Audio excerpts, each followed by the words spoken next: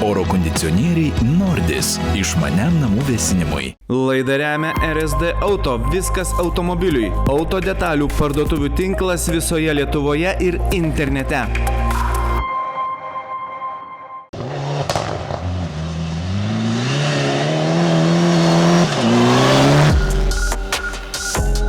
Pirmasis realybės šou Aš ralistas etapas vyko šalia Trakų esančioje aikštelėje, kur pirmą atrankos barjerą bandė įveikti beveik 300 dalyvių.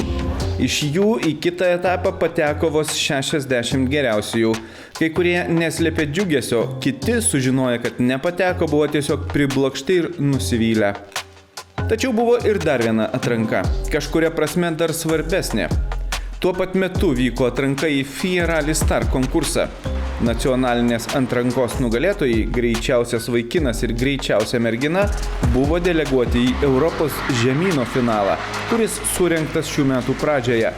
Po itin atkaklios kovos paaiškėjo, kad iš Lietuvos į finalą vyks Lukas Steponavičius ir Aistė Perminaitė. Lukas Steponavičius finale buvo vos pusę sekundės greitesnis už Tomą Butavičių, kuris liko antras. Beje, Steponavičiaus pavardė gali būti girdėta automobilių sporto entuziastams. Ir tai nėra iš piršto laužta. Jis yra gerai žinomos lietuviškame autosporte šeimos atžala.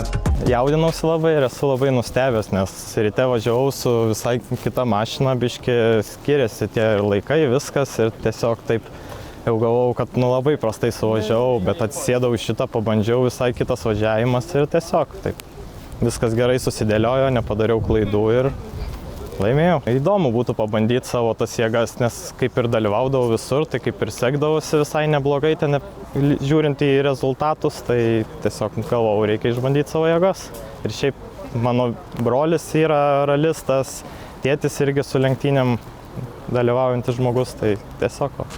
Lukas pasikuklino kalbėdamas apie savo šeimą. Jo tėtis Dalius yra daug metų dalyvavęs lietuviškame ralyje. Vėliau Dalius emigravo į Ispaniją ir ten įkūrė savo lenktynių komandą Speed Factory Racing, kuri dalyvauja daugybėje pačių prestižiškiausių žiedinių lenktynių visoje Europoje. Naujausias jo projektas – komanda konstruoja T3 kategorijos bagius ir ruošiasi Dakaro lenktynėms. Luko vyresnysis brolis Rokas Steponavičius irgi gerai žinomas automobilių sporto padangėje. Naujausias Roko tikslas – kova dėl pergalės Aurum 1006 km lenktynėse Dynamit komandos sudėtyje prie Lamborghini automobilio vairo. Iš merginų nacionalinę atranką itin atkaklioje kovoje laimėjo Aistė Perminaitė. Ji neįtikėtina, vos 0,2 sekundės dalimis aplenkė Gabrielę Aleksinaitę. Šios dvi merginos gerai žinomos lietuviško automobilių sporto padangėje ir yra aktyvios įvairių varžybų dalyvės. Tad joms slalomas tikrai nebuvo nauja disciplina. Aistė neslėpė džiaugsmo, nes pergalė jai buvo netikėta. Nejaukiai jaučiausi, šiaip dar prieš finišą atrodo užspaudžiau daug stabdžio, bet kažkaip vis tiek gavos, kad laikas geresnis, nedaug, girdėjau 200 gal tik tai, bet to pakako, kad pereičiau į pirmą vietą. Džiaugiuosi, jo labai keista, nežinau kaip čia apibūdinti, toks nesitikėjau, čia labai ta trumpa trasa greita, tai atrodo viskas taip greit įvyko, ar čia sako viskas tu patenki į kitą etapą ar kažkaip. Sunku kalbėti, nežinau. Jo, kažkaip dar neatsireguliavau tos sėdynės normaliai, kažkaip labai per sulenkimą kelienių buvo nepatogu ir dar prieš tą važiavimą kažkaip galvoju, gal reikia dar bandyti atsireguliuoti, bet galvoju, tiek to pradėsiu važiuoti ir tiesiog negalvosiu pamiršiu, tai taip ir buvo gerai. Lukas ir Aistė išvažiavo į Vokietiją kaip lietuviškos atrankos nugalėtojai, kur puikiai mūsų ralio kroso meistrams žinomoje Buxtehude rally kroso trasoje vyko europinis Rally Star atrankos finalas. Maždaug vienu metu finalai vyko visuose 5 kontinentuose – Šiaurės ir Pietų Amerikoje, Azijos ir Vidurio rytų regione, Afrikoje ir žinoma Europoje. Kiekviena šalis delegavo po vieną vaikiną ir pagal galimybės po vieną merginą. Čia visų laukia milžiniškas iššūkis – lenktyniauti su cross kartais uždaroje trasoje ir per vieną savaitgalį parodyti viską, ką gali. O dalyvius stebėjo žinomiausi pasaulyje lenktynininkai, komandų vadovai, vadybininkai, kurie ir išrinko nugalėtojus.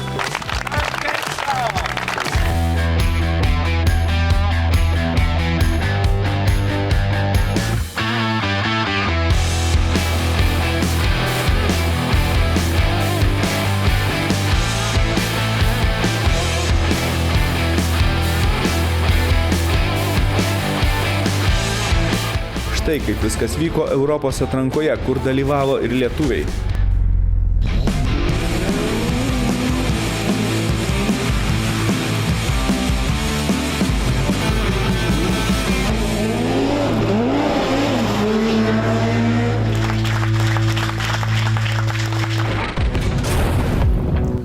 FIA Rally Star is a program aimed at ASNs as much as it is young drivers. So ASNs are our national clubs in countries around the world. And we want to support these clubs to grow rally as a sport. And this is a way that they can select local talent.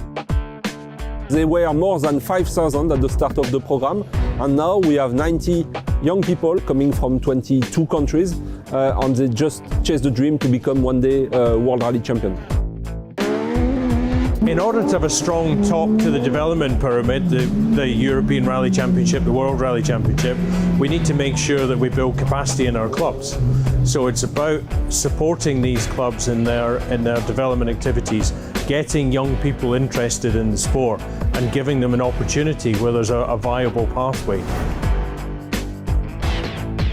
Yeah, I think it's a chance you get once in a lifetime. I remember very well back at my time. I was participating at the same selection in Belgium, and it changed my life. Well, it is the best opportunity I've ever seen come up, and it's the best opportunity probably ever, and it's something that we've always dreamed of, and to actually be part of the process is incredible, so I'm just honoured to be here, really. Just to be here is a fantastic victory, so just continue driving and enjoy the time.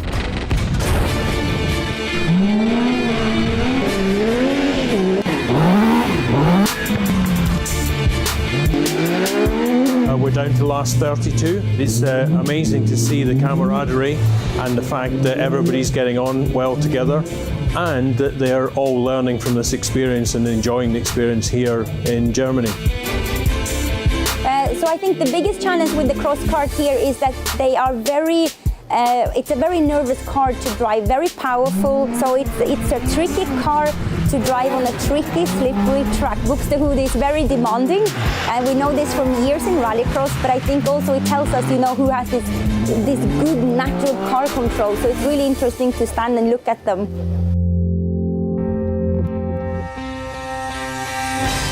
It's quite cool actually that everyone's come together, and especially 14 females as well. It's nice to see some more girls coming through.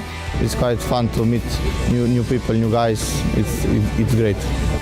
I didn't know any of them, and now you get in touch and speak to each other, and after this event I know so many new people, and I'm sure we stay in contact.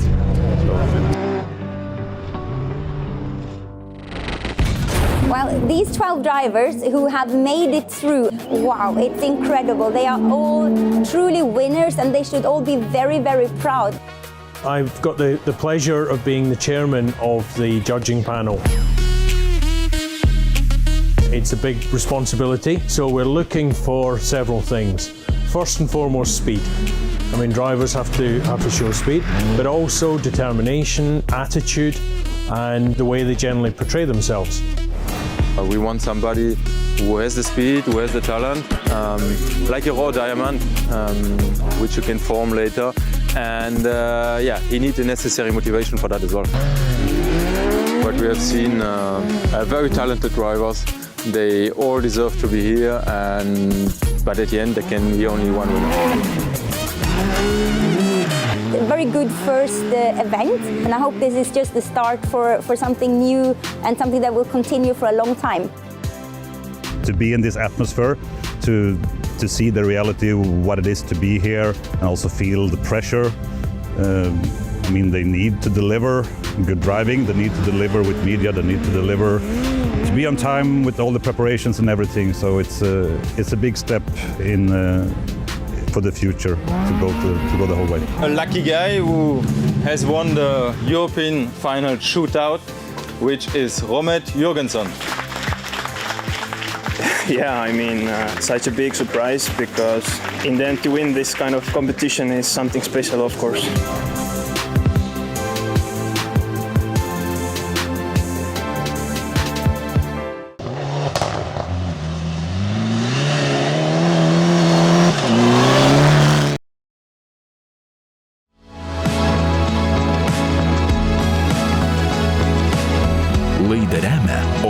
kondicionieriai Nordis išmaniam namų vėsinimui. Laidą remia RSD Auto, viskas automobiliui. Auto detalių parduotuvių tinklas visoje Lietuvoje ir internete.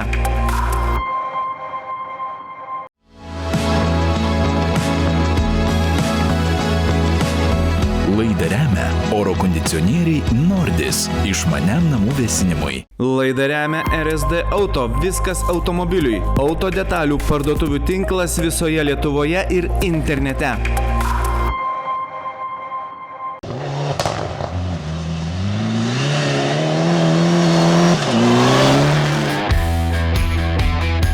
Gaila, kad nei Lukas, nei Aistė nepateko tarp nugalėtojų Europoje, nors Aistė buvo visai netoli. Tiesa, matyt, komisijos pasirinkimas buvo ne tik ir ne tiek greitis, kiek kiti jau anksčiau įvardinti prioritetai. Deja, ne paskutinis veiksnys yra ir šalies dydis. O mes čia, kaip žinia, didelio pranašumo tikrai neturim. Tikrai geras patirtis, labai aukštas lygis, kur šiaip anksčiau, kai važiuodavau ralyje, atvažiuoju ten daug ką pati ruošiuosi, vežuosi šeimos narius, kad man padėtų, o ten atvažiavai vos ne kaip atrodo į kažkokią gamyklinę komandą, viskas paruošta, atsisėdai, tau net diržus užsega, viską paruošia, tai tikrai aukštas lygis ir sekėsi, manau, gerai, tarp merginų parodžiau labai gerą rezultatą. Manau, galėjo ir geresnis būti, bet buvo tiesiog techninių kliučių, tai... Norit plačiau. Tai jo, kaip likau, praėjau į finalą, buvom 3 merginos, sugalvojo prijungti dar vieną. Šiaip keista, nes tarp tada tų mūsų 4 važiuojančių finale buvo 2 merginos, kurios jau buvo iškritę antram etape. Viena jų turėjo ir patį didžiausią krešą, sakyčiau, per tą visą renginį. Tai tiesiog kaip ir suteikė antrą šansą, o dar viena mergina, kuri irgi gavo antrą šansą, tiesiog buvo net nepraėjus. Mes važiavom bendram važiavime su ja, tai šiaip buvo mano gerokai daugiau sekundžių skirtumas, nuo kuriuo aš geresnį laiką parodžiau už jos. Bet jai kažkaip irgi suteikė dar vieną šansą, tai aišku, tas labai ir nenuvylė, nes ypač ta mergina, kuri turėjo labai didelį krešą, tai aš ją mačiau kaip gal didžiausią varžovę savo, nes mūsų laikai buvo panašiausi, lyginant, tarp mūsų buvo tik 0,7 sekundės skirtumas.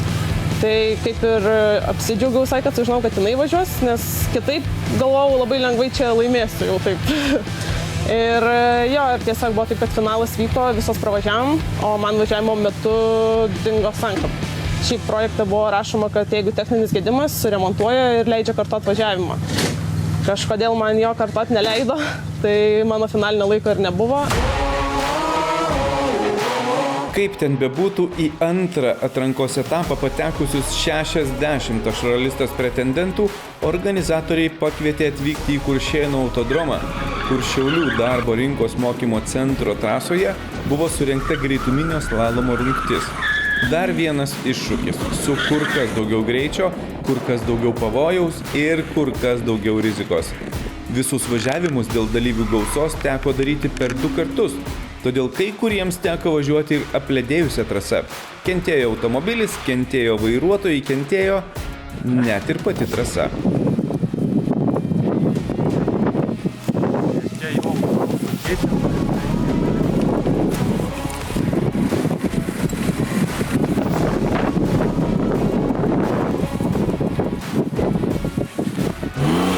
Turbūt didžiausias iššūkis teko šio šou rengėjams ir atrankiniai komisijai, nes dalyvių daug ir nors automobilis visiems buvo vienodas, tačiau važiavimo sąlygos kito beveik nuolat. Todėl teko laužyti galvą ir dalyvius atrinkti ne tik pagal greitį, bet ir pagal tai, kuris jų važiavo tiksliausiai, darė mažiausiai klaidų ir nelaužė technikos. Anksčiau esu važiavęs tenais, kitos konfiguracijos trasoje, bet man Kuršėnai visą laiką patiko.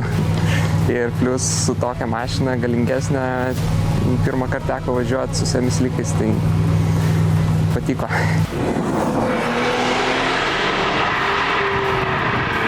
Antras etapas jau buvo daug įdomesnis, buvo daugiau greičio, buvo asfaltas, kas man labai iš tikrųjų patinka.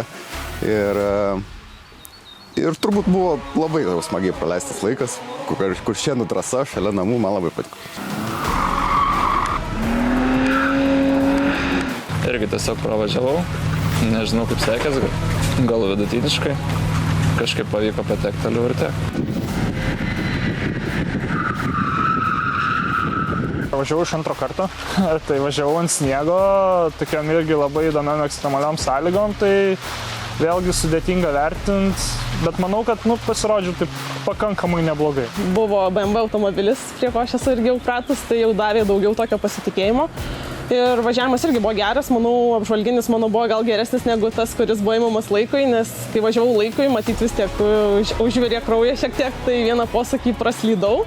Tvarkingai iškontroliavau, bet aišku, dėl to praradau, manau, tikrai gal sekundę, gal dvi. Tai tas laikas, manau, galėjo būti ir dar gerokai geresnis, bet aplamai vis tiek buvau tarp top 10, tai manau irgi geras pasiekimas. Ir visai džiaugiausi tuo. Buvo įdomu. Buvo įdomi trasa. Tik tais buvo besikeičiančios sąlygos. Tai organizatoriai kaip ir įvertino tą, bet toks šiaip gal nesėkmingas dalykas, sakykime.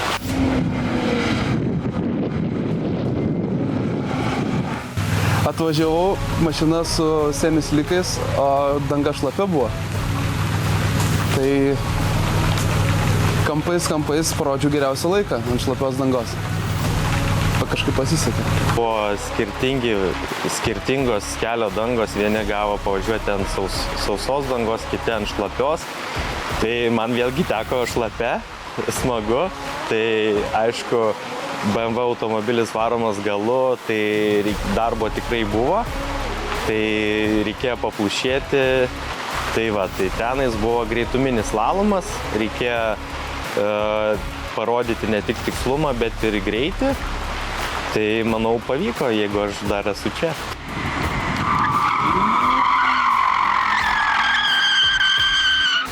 Antras etapas man dar labiau patiko. Turėjau nesklandumus su automobiliu. Tas šiek tiek pasunkino tą galimybę pasilyginti su kitais. Bet, priėmiau tai kaip natūralų procesą ir nuo to niekas neapsaugotas ir džiaugiausi, nes gavau dar didesnį patirtį, kurioje, jeigu slalome galbūt aš labiau įsivaizdavau lėtame, ko galima laukti, tai greitame aš nedalyvavau, neturėjau jokios galimybės padalyvauti to jau greitesniam tempe, tai man labai patiko.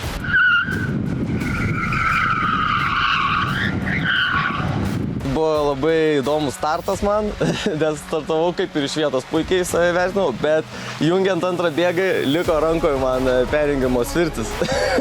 Tai teko, taip įvyko galvoje per kokį nežinau, net aš supratau, kad ten tikriausiai praradau kokį 5/5 sekundės, gal 3/3 sekundės vien dėl to. Tai reiškia, mano galvoje įvyko labai trumpas ginčas, kuris tikriausiai truko gal 5/100 sekundės. Ar man dabar sustot, ar man tęsti. Ir buvo tęsti, mečiau į šoną gazą ir variau toliau. Ir viskas. O paskui toliau tai viskas gerai. Buvo vienas breaking pointas, kur truputėlį per greit, per vėlai gal pradėjau stabdyti. Tiesiog norėjau, kad kuo efektyviau viskas būtų. Tai truputį prastabdžiau, bet realiai visas kitas dalis, sakyčiau, visai patiko, visai sklandžiai pravažiavau.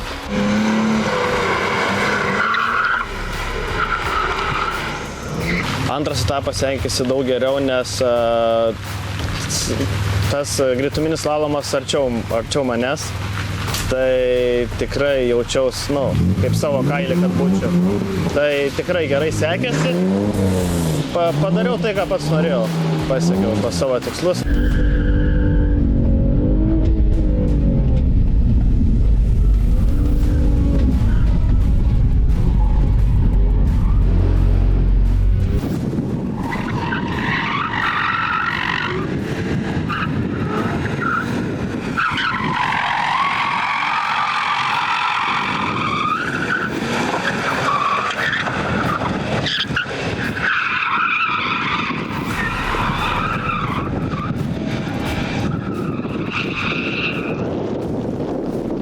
Čia 5 sekundės baudos, ten 5 sekundės ir ten 5 sekundės baudos. Jau viskas. Tai jau ką daryti, jeigu priekis lysta? Tai nereikia lėkti. Ne, tai dabar jau būčiau nebelėkęs, tai jau dabar pats supratau, kad priekis lysta, kad neina pavažiuoti su tą mašiną. Po šio etapo liko tik 30 dalyvių ir visų jų jau laukia tikras ralisto išbandymas. Tikras raliui ruoštas sportinis automobilis, tikra žvyro trasa ir labai šlapia. Kaip sekėsi slidinėti po Ukmergės kroso trasą, aš ralistas projekto dalyviams trečiajame etape ir kurie iš šių dalyvių pateko į paskutinį etapą, sužinosite kitoje laidoje.